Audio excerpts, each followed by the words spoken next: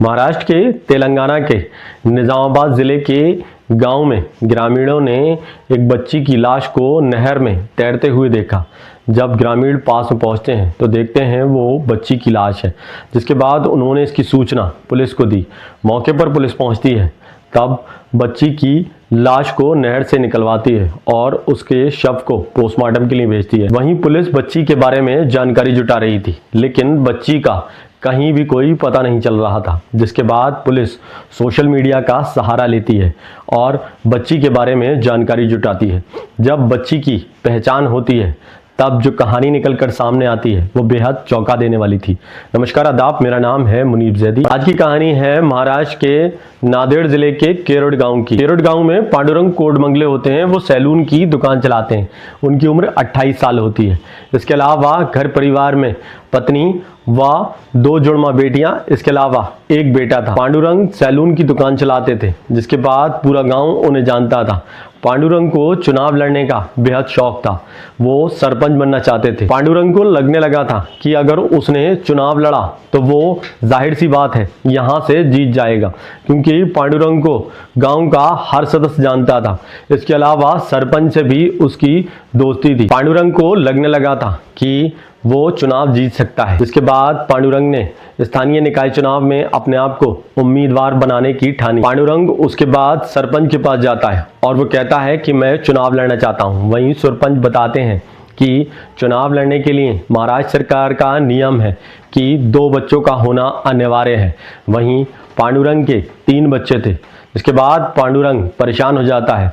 उसके खुद के अपने 3 बच्चे थे। वो कहता है कि मैं अपने एक बच्चे को, यानी कि बड़ी बेटी को, किसी को गोद दे दूंगा, लेकिन उसके जन्म प्रमाण पत्र पर अभी भी पांडुरंग का नाम होता है। तब भी पांडुरंग के 3 ही बच्चे हो रहे थे।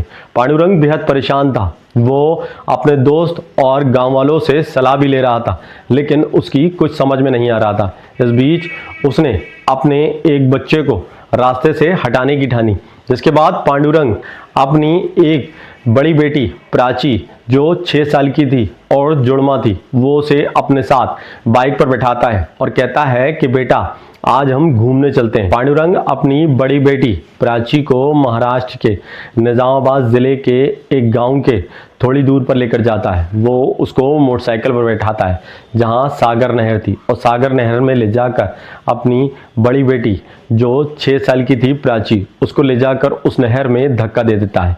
जिस दौरान वो धक्का दे रहे होता है, वहीं पास में ग्रामीण अपने खेतों पर काम कर रहे होते हैं। उन्हें पानी में कुछ गिरने की आवाज़ आती है। तब ग्रामीण दौड़ कर आते हैं। इस दौरान पांडुरंग अपनी मोटरसाइकिल पर बैठकर फरार हो जाता है। जब वो ग्रामीण मौके पर पहुंचते हैं तब देखते हैं कि नहर में एक बच्ची का शव ऊपरी सतह पर तैर रहा है, जिसके बाद उन्होंने इसकी सूचना पुलिस को दी। मौके पर पुलिस पहुंचती है और उस बच्ची की लाश को बाहर निकाला जाता है। वहीं पुलिस स्थानीय लोगों से पूछताछ करती है, मगर बच्ची का कहीं भी कोई पता नहीं लग पाता कि आखिर वो बच्ची किसकी थी। के बाद पुलिस सोशल मीडिया का सहारा लेती है। पुलिस आसपास के गांव में उस बच्ची की फोटो भेजती है। वहीं उस बच्ची की फोटो सोशल मीडिया पर भेजी जाती है। सोशल मीडिया पर भेजने के बाद उस बच्ची की आखिरकार पहचान हो जाती है।